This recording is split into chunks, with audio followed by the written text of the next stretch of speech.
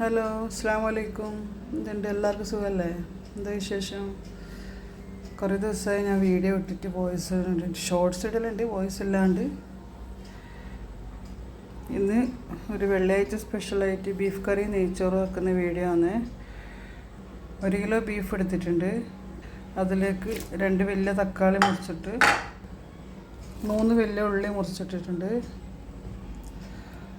ഒരു സ്പൂൺ ഇഞ്ചി, 1 spoon വെളുത്തുള്ളിൻ്റെയും paste ഇടുന്നുണ്ട്. ഇതിലേക്ക് കാശ്മീരി ചില്ലി പൗഡർ 1 വലിയ സ്പൂൺ ഇടുന്നുണ്ട്. കുറച്ച് മഞ്ഞൾപ്പൊടി,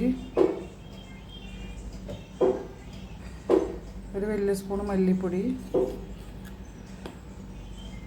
കുറച്ച് ഗരം മസാലപ്പൊടി, കുറച്ച് കുരുമുളക് പൊടി, കുറച്ച് പെരിഞ്ജീരകത്തിൻ്റെ പൊടി. ഇനി ആവശ്യത്തിനുള്ള ഉപ്പ് ഇട്ടിട്ട് നന്നായി യോജിപ്പിച്ച് കുഴച്ചിട്ട് ഒരു 1-2 ഗ്ലാസ് 1 ഗ്ലാസ് വെള്ളം ഒഴിച്ചിട്ട് വേവാൻ വെക്കാം.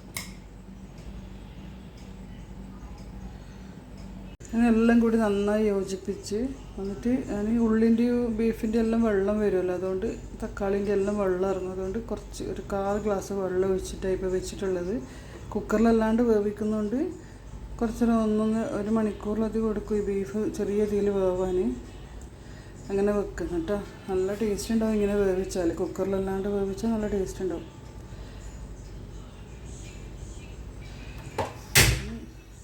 ഈ വലിയ തീയിൽ വെച്ചൊന്ന് പാത്രം നന്നായി ചൂടായി കഴിഞ്ഞിട്ടാകുമ്പോൾ ചെറിയ തീയാക്കി അടച്ച് വെച്ച് വേവിക്കണം. ചാനൽ ആദ്യമായിട്ട് കാണുന്നവരുണ്ടെങ്കിൽ ഒന്ന് സബ്സ്ക്രൈബ് ചെയ്യണേ, ലൈക്ക് ചെയ്യണം. വീഡിയോ കാണുന്നവരിലൊന്ന് ലൈക്ക് ചെയ്യണം, ഷെയർ ചെയ്യണം, സപ്പോർട്ട് ചെയ്യണേ. കുറച്ച് വെളിച്ചെണ്ണ ഒഴിക്കുക.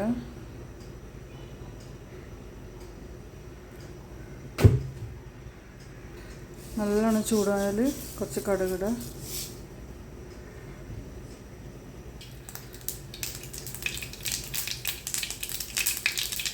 ക്യാബേജ് ചെറുതായി അരിഞ്ഞ്, 1 സവാള അരിഞ്ഞുകൊണ്ട് 2 പച്ചമുളക്, കുറച്ച് ഉപ്പ് ഇട്ടിട്ട്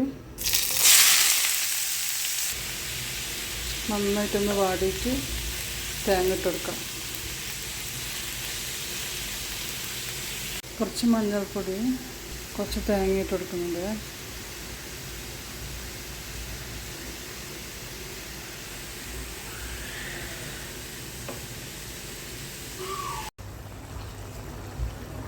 ബീഫിൽ നന്നായിട്ട് വെന്തേട്ടാ.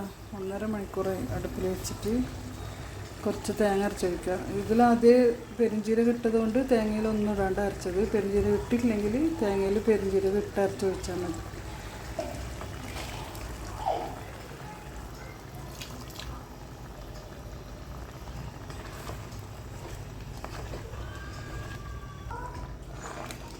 ഇനി നന്നായിട്ട് തിളച്ചിട്ടാകുമ്പോൾ ഓഫാക്കിയിട്ട് ഉള്ളി കാച്ചി വയ്ക്കുക. കുറച്ച് വെളിച്ചെണ്ണ ഒഴിക്കുക.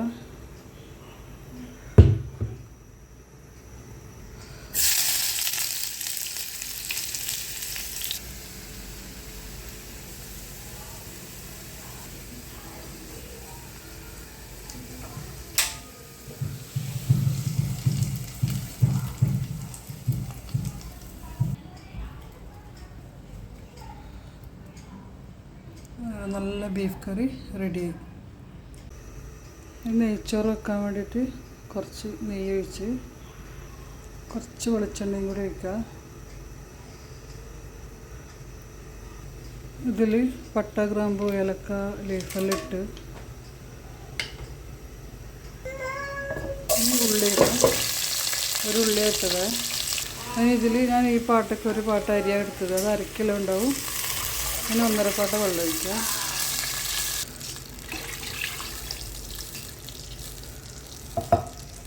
തിളച്ച വെള്ളത്തിലേക്ക് അരിയിടാം. പാകത്തിന് ഉപ്പിടുന്നുണ്ട്.